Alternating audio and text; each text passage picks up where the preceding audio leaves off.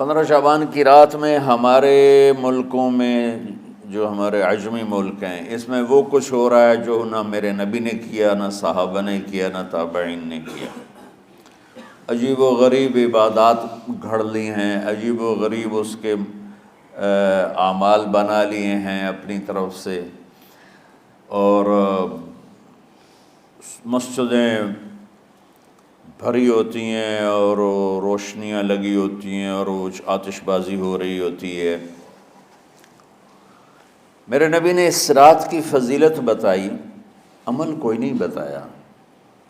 جیسے یہاں کوئی صلاۃ تسبیح کی جماعت کرا رہے ہوتے ہیں، کوئی اجتماعی تہجد پڑھ رہے ہوتے ہیں، کوئی دیگیں چڑھا رہے ہوتے ہیں، کوئی آتش بازی کر رہے ہوتے ہیں، تو وہ اس میں اتنا غلو ہو گیا ہے کہ یہ بھی ٹھیک نہیں۔ اور کچھ علماء نے اس کے رد میں اس کا اتنا انکار کیا ہے کہ اس رات کی کوئی فضیلت ہے ہی نہیں، یہ بھی ٹھیک نہیں۔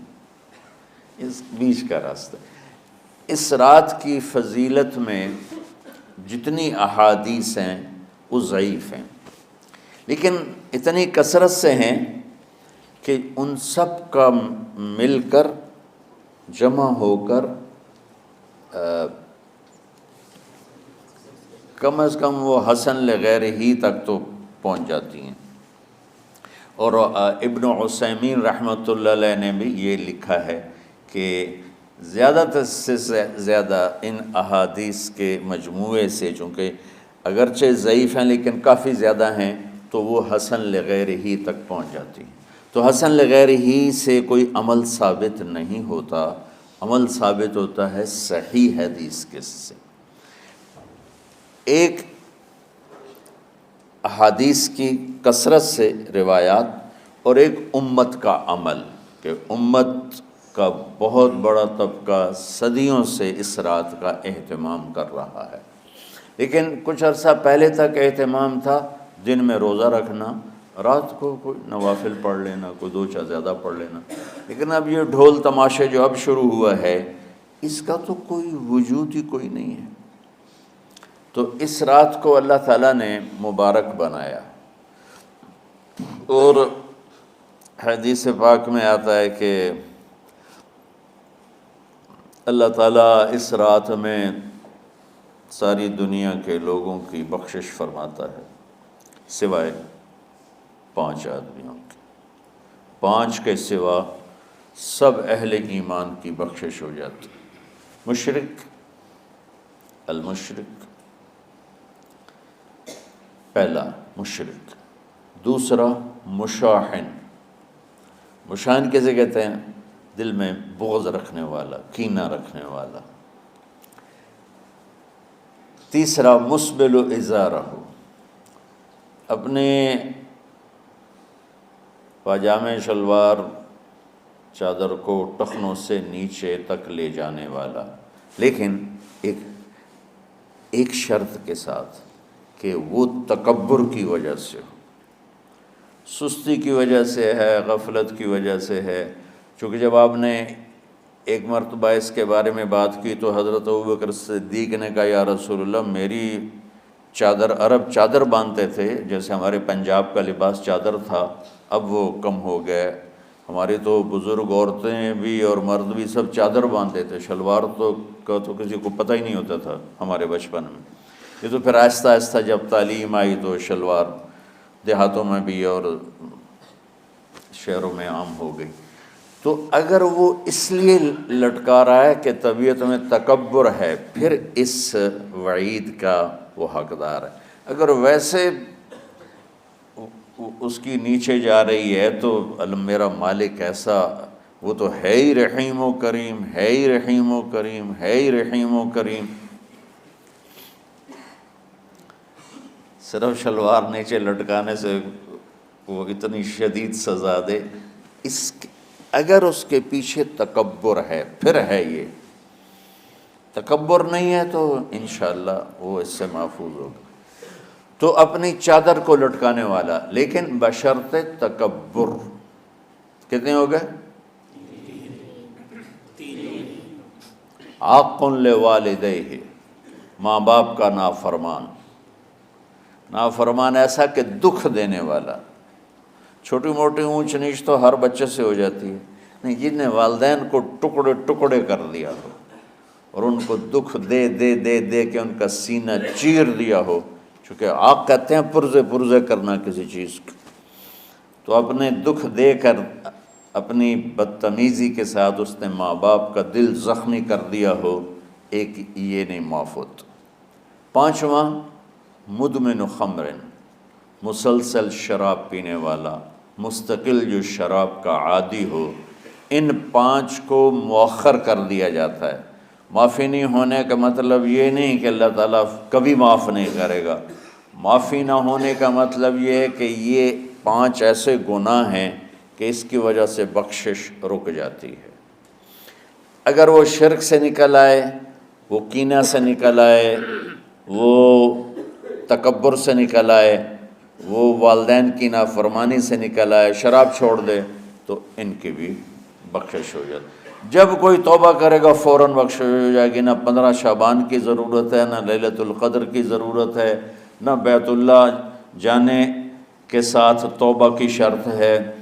جہاں بھی وہ بیٹھ کے توبہ کرے گا، جس لمحے میں کرے گا، اسی وقت اس کی توبہ قبول ہوگی اور اللہ اس کے پچھلے سارے گناہوں کو معاف فرما دے گا.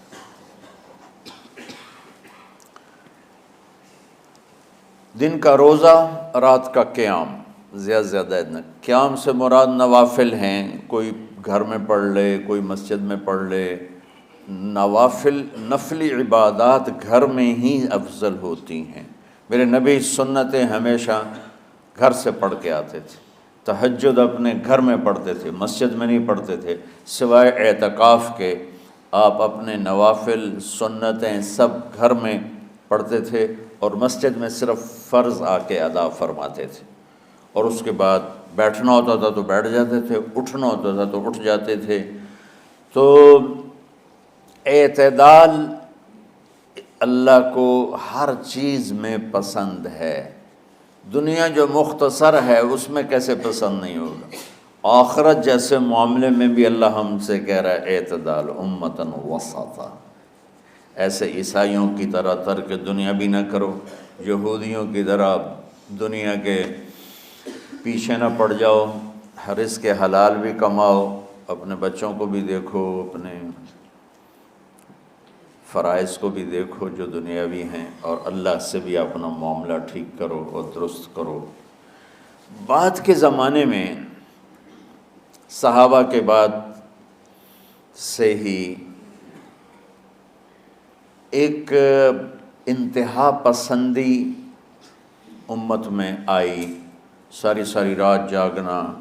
فلاں بزرگ تھے، وہ رسے سے اپنے بالوں کو باندھ لیتے تھے کہ نماز پڑھتے پڑھتے جب نیند آئے اور جھٹکا لگے تو رسے سے بندھے ہوئے بالوں سے اس جھٹکے سے تکلیف ہو اور ان کی آنکھ کھل جائے اور پھر نفلوں میں شروع ہو جائے. ایک فلاں بزرگ تھے، وہ اپنے آنکھوں میں نمک کا سرما لگاتے تھے تاکہ آنکھیں جل جائیں، اس میں وہ جلن پیدا ہو جائے اور نیند اڑ جائے. یہ ایسے واقعات بھرے پڑے ہیں. فلاں بزرگ تھے، انہوں نے 30 سال عشاء کے وضو سے فجر کی نماز ادا کی. یہ اپنی جگہ پہ بزرگی ہے، لیکن یہ بھائیوں یہ دین ہم پیش نہیں کر سکتے. فلاں بزرگ تھے، وہ 30 سال سے ستو کھا رہے تھے کہ روٹی کھانے اور ستو کھانے میں 70 دفعہ سبحان اللہ کا فرق پڑ جاتا ہے. تو روٹی کھائیں تو 70 دفعہ سبحان اللہ کم کہہ سکتے ہیں، اور ستو کھائیں تو 70 دفعہ سبحان اللہ زیادہ کہہ سکتے ہیں.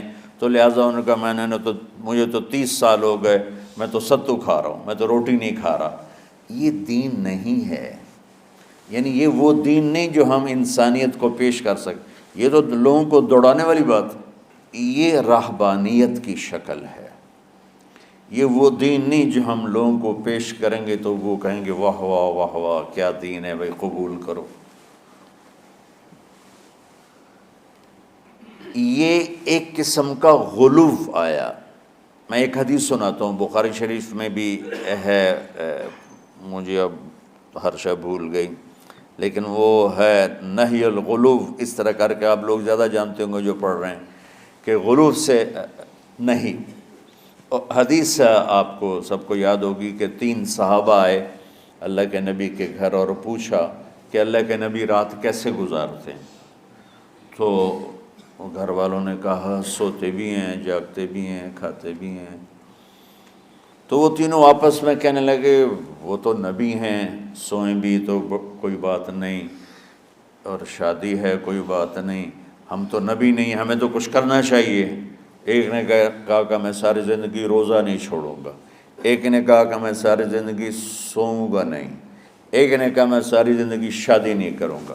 تو دیکھنے میں تو واہ واہ کیا بڑی بزرگی ہے بھائی، بڑے بزرگ ہیں۔ ہمارے نبی کو پتہ چلا آپ نے تینوں کو بلا لیا، کہ تم مجھ سے زیادہ اللہ سے ڈرنے والے ہو، میں تم سے انا اتقاکم یا اخشاکم، الفاظ آپ لوگ کو زیادہ یاد ہوں گے لیکن مفہوم میں صحیح پیش کر رہا ہوں۔ آپ نے کہا میں تم سے زیادہ اللہ کو جانتا ہوں، تم سے زیادہ اللہ سے ڈرتا ہوں، میں سوتا بھی ہوں، میں کھاتا بھی ہوں، میں روزے بھی رکھتا ہوں، میں چھوڑ بھی دیتا ہوں، میری بیویاں بھی ہیں، میں اپنی بیویوں کے پاس بھی جاتا ہوں۔ تم دین میں غلو سے بچو، پہلے امتوں کو ہلاک کر دیا دین میں غلو۔ دنیا میں غلو یعنی انتہا پسندی، ایکسٹریمسٹ ہونا، دنیا ہو یا دین ہو دونوں میں اعتدال بچو، اللہ تعالیٰ کو پسند ہے۔